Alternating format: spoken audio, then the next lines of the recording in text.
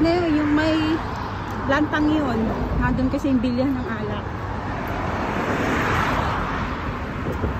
Dahil sa busog na busog yan, maglalakad kami papababa ng kinain. So dadaan tayo dito sa taas ng tulay. Pag nadaan ka dito, maganda ang view. Maganda ang view dito.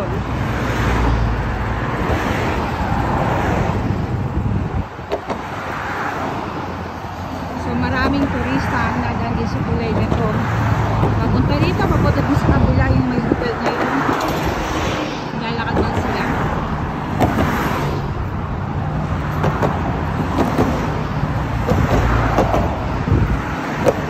Hindi ka sanay lumakas sa ganito pataas ng tulay at natin ako sa baba. Nakakahinga.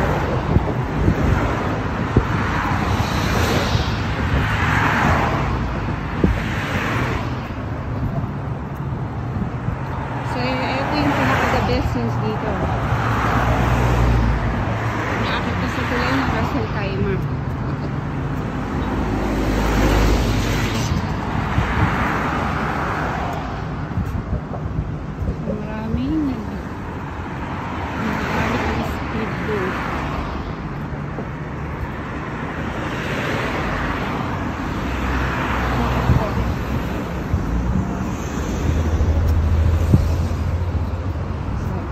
Itsura niya pag nasa taas.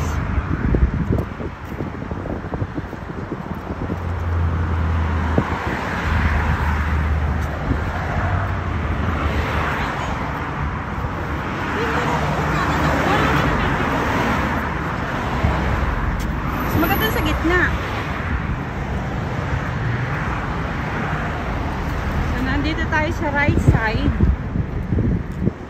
Left side, di ba naman makikita mo yung mga mangrove. Dito, ito makikita mo sa side na to.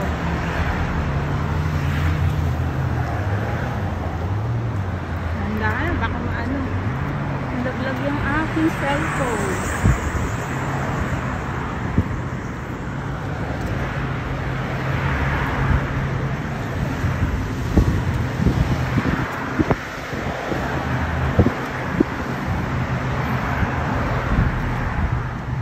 Kung ilang gaano kataas to, kung ilang feet to. So maraming turistang napunta dito at natigil sa bridge na to. Kahit ganitong tama lang ang init paggabi. So yan. Ayan ang itsura niya sa baba. Medyo madilim ang tubig kasi nga naggaan sila.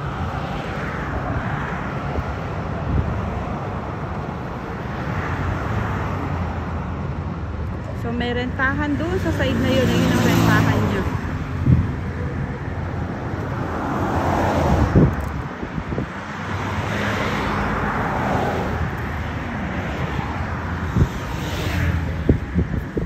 So may bago na pala sila ngayon, yung parang banana boat. Ayun. So may kayaking din dito. Nandun sa may kabilang side. Dun sa may anong yun. Yan sa mall na yun. Nandun yung kayaking. 20 dirhams for 15 minutes, 40 dirhams dun sa double siya.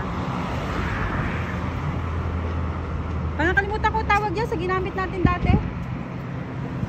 Ha? Jet ski, no?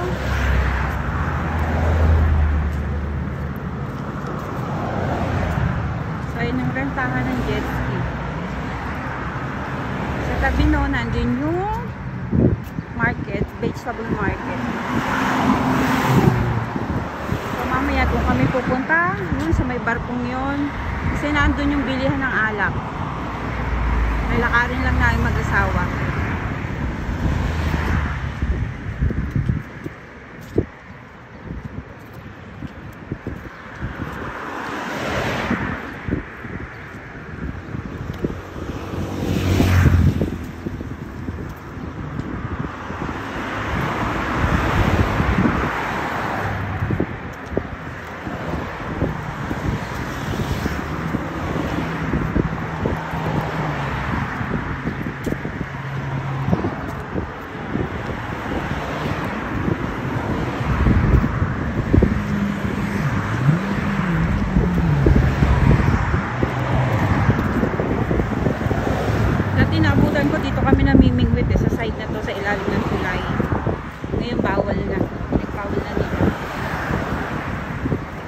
kailangan may permit ka na pag nangingisda dito.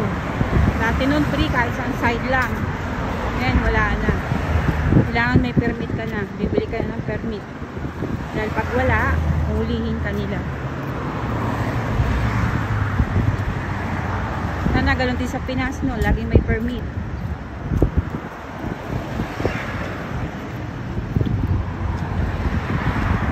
Sabi na ko yung bumabaha.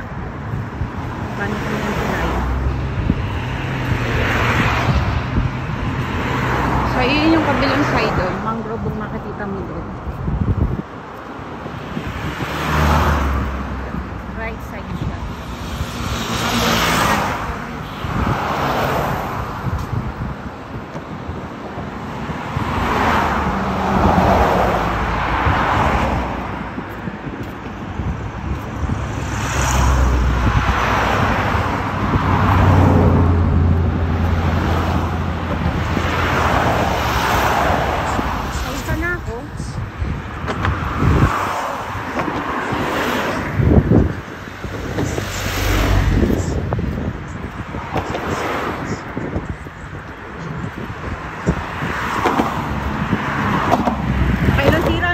Nababangga lagi.